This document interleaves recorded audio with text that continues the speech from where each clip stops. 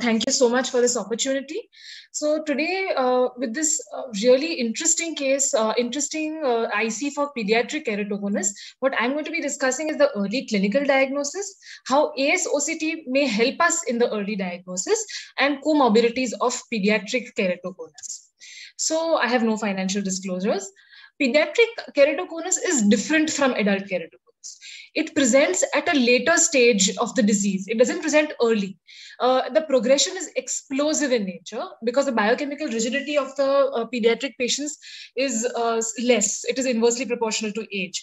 It is commonly associated with systemic and ocular diseases, of which, of course, as we all know, VKC is the most common association. And PKP in advanced keratoconus in pediatric cases has worse prognosis. This is why we need to catch this early. To understand what are the comorbidities, let's see what is the etiopathogenesis of keratoconus in keratoconus, basically, especially in children. There's a two-hit hypothesis in which the first hit is genetic, which you are born with, and the other is the environmental factors which may precipitate keratoconus, like eye rubbing, atopy, allergic conjunctivitis associated with rhinitis, with dermatitis, floppy eyelid syndrome, though not very common in children, contact lens wear, UV exposure and geographical location. We know that keratoconus is so much more common where in desert areas, in the Middle East, in India, and of course hormones. As we know, it may increase in pregnancy and even thyroid disorders. And it is found that keratoconus people also have typical personalities, or at least that's what they say. You can't prove this, but they say that the keratoconus people have slightly neurotic personalities also. So these things basically, and these comorbidities are what we are going to discuss just now. So genetics, family history is known in keratoconus. It is known to have an autosomal dominant penetrance with incomplete penetrance, and much more than autosomal recessive. It is associated with about 20 genetic syndromes, of which I'm not going to go into the details of. And of course, consanguinity. There is a 4 times higher risk of consanguinity leading to keratoconus in the child, especially higher if the first cousin is married, if first cousins are married to each other. So let's talk about the ones that we can make a difference to, like VKC. In the acute case, VKC, of course, VKC has a much higher risk of hydrops as compared to primary keratoconus. Short-term management is with topical steroids pulsed. We may rarely need oral steroids, especially in a case of a corneal complication. Dual-acting antihistaminics and mast cell stabilizers like olopatadine and lipotastine that we are now using. Surgical management in these acute situations may include a supratarsal steroid injection, the giant papilla excision, and shield ulcer treatment we are all aware of. So VKC also has comorbidities, and of course keratoconus, LSCD, limbal stem cell deficiency, steroid-induced cataract, and steroid-induced glaucoma in children, which can be blinding.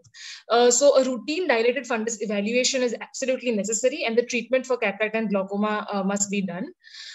In long-term treatment for VKC, basically, I would like to talk about this a little bit, is where basically we use cyclosporin, topical tacrolimus, as well as sometimes methotrexate may need to be used. And monoclonal antibodies like IgE antibody omalizumab has been used in very severe cases. I'm going to take a second for immunotherapy. So immunotherapy is basically allergen-specific subcutaneous immunotherapy or sublingual immunotherapy, in which, because atopy is associated with inherited predisposition to exaggerated immune response, we try to desensitize or hyposensitize the person. So we identify the allergen with a skin prick or a patch test and do either subcutaneous or sublingual immunotherapy by giving increasing doses of a specific allergen to induce tolerance. This may be a good idea in atopic individuals and in recalcitrant cases. However, in the systemic review, it has shown to help in ocular symptoms, but not shown to be a steroid-sparing therapy. So this is important to note, that just because we send the patient to an allergy specialist, it is not going to be a steroid-sparing therapy. Another very important association that we are all aware of is eye rubbing.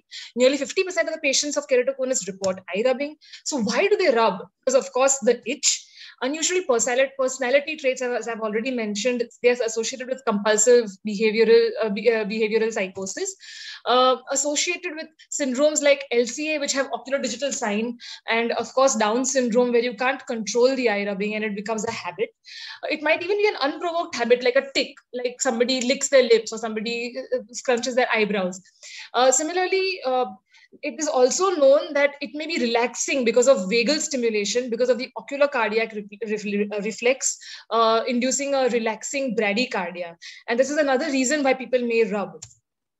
So eye rubbing is a difficult habit to break. So even once you have treated the allergy, once you've removed the itch, it is a difficult habit to break. So patient education and rapport, and creating that rapport with the child as well as the parent, is very important. Behavioral modification approach has been used quite successfully for habit reversal in keratoconus eye rubbing. So basically we make them aware of the habit, create competing responses. Like when you feel like rubbing your eyes, rub your nose or wash your eyes or put a cold compress. Motivation to explain to them that eye rubbing will worsen your vision for the future. Social support, like family has to be supportive, and of course keep on each visit doing the compliance. So keratoconus management related to pathology is that we do immunotherapy, reduce the IgEs, give mast cell stabilizers, antihistaminics to reduce the itch, behavioral modification for the eye rubbing, and of course topical steroids and immunosuppressants to reduce the ocular surface inflammation. So this is the multi-pronged approach to how we would approach keratoconus management of allergy. Now, of course, it is very easy. We know all of these signs to diagnose on the externally as well as on the slit lamp, like the Munson sign, Rizzuti sign, Vogel's striae, which disappear on pressure, the Fleischer's ring, corneal thinning, prominent nerves, apical scarring, and of course the retroillumination signs. But these are not early signs. So what are we going to talk about? So when we talk about the early signs, I think one extremely important sign is the scissors reflex, which comes really early on and a good optometrist can find it. And also compression of Meyer's on an autoref.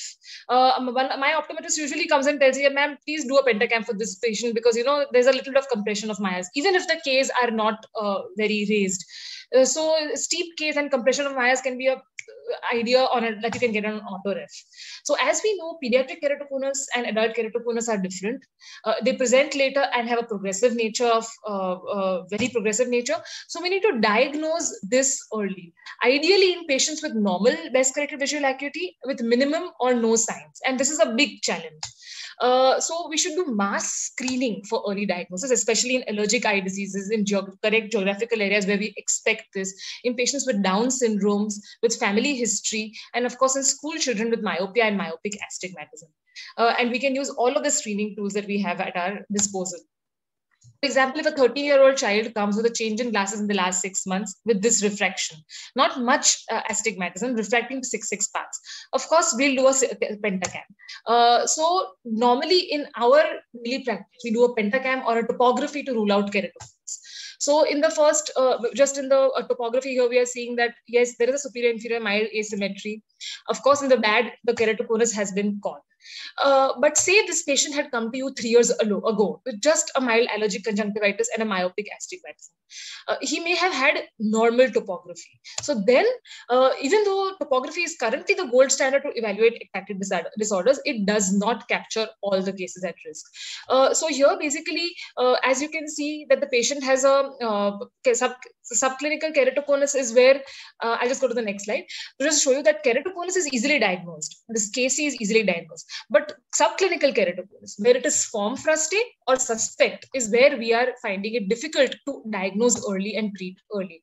Topography has its limitations and does not differentiate ectasia from contact lens induced warpage, scarring, uneven tear film, lid artifacts, and other corneal distortion. So topography may not detect all the cases. Pentacam does add the fact where it correlates pachymetry in the map. So early pathological changes in the cornea are displacement of the thinnest part of the cornea, changes in the epithelial cell layer distribution, anterior-posterior corneal astigmatism relationship, and a variation in the corneal thickness from the central cornea to the periphery. So let's try and use these with the OCT to diagnose keratoconus early. So corneal thinning in keratoconus is focal and asymmetric. As you can see here, there's a global thinning in a thin cornea, which is normal, and an asymmetric focal thinning in keratoconus. Basically, let's see how OCT can help us with the diagnosis of keratoconus. In this study, for example, they have divided the cornea into octants, and they have used 5 pachymetric parameters to diagnose focal thinning and asymmetric thinning. So focal thinning is the difference between the median and the minimum and the median. The minimum pachymetry is used to diagnose focal thinning, and asymmetric thinning is, I'll just take one more minute. Asymmetric thinning is the difference between the inferior superior, between the inferior temporal superior nasal, and the vertical location of the minimum vertex. So any cutoff outside 1 percentile of normal is basically considered diagnostic. If there is one abnormal parameter, it has a 0.97 sensitivity specificity. And if there are 2 abnormal parameters, it has a 1 specificity, and it is at least as sensitive as the Kisa index. So keratoconus risk scoring system is done similarly, where there are scores given if you are more than 20th, 50th, 5th or 1st percentile in these 5 pachymetry parameters. And if your risk is 0 to 3, means not really falling into the 1st percentile, you have a low risk. And if more than 4 is a high risk of basically having keratoconus or progressing to keratoconus. So my question was still that, is OCT helpful in diagnosing pre-topographic keratoconus or early keratoconus? To answer this, we need to do some epithelial mapping. Corneal epithelium remodels in response to the stromal irregularities. As you can see here, basically this is a corneal. I'm really sorry, ma'am. If you could sum it up in the next 30 seconds, that would be... I'll do that. So as you can see here, 30 seconds. Yeah, this topography would still be normal because the epithelium has compensated for the corneal thinning. So basically, they have also tried to do pattern standard deviation maps to diagnose epithelial thinning. And in these maps, you can see that although the pachymetry map is not showing too much of a variation from normal, the epithelial thickness map is really picking up the variation in the pattern standard deviation map. So basically, why is epithelium better at picking up the problems? Because the focal thinning is much more easily detectable because epithelium is thinner. Epithelium is only 50 microns of the corneal thickness of 550 microns. So 5 mm of thinning responds to a 10% change in the epithelial thickness, but only a 1% change in the pachymetry.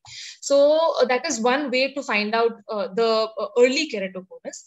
Bowman's layer breakage seen on ultra high resolution OCTs that of course we don't have access to might be one of the futuristic modes.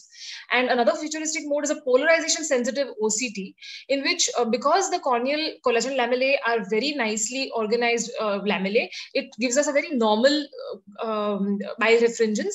But in keratoconus, these lamellae become distorted, and that gives us an abnormal birefringence. So changes in... I'm really sorry, ma'am, but we will have to conclude, ma'am. Yeah, I'll just conclude. This is my last slide.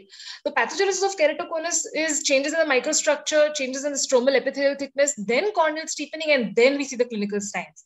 So our aim, if it is to diagnose it early enough, we can't just use a slit lamp and topography. We need to use the AS-OCT and eventually the PS-OCT. So we need a lot more normative data, algorithm formations, and basically diagnosing pediatric patients early enough to prevent long-term complications is the goal. Thank you.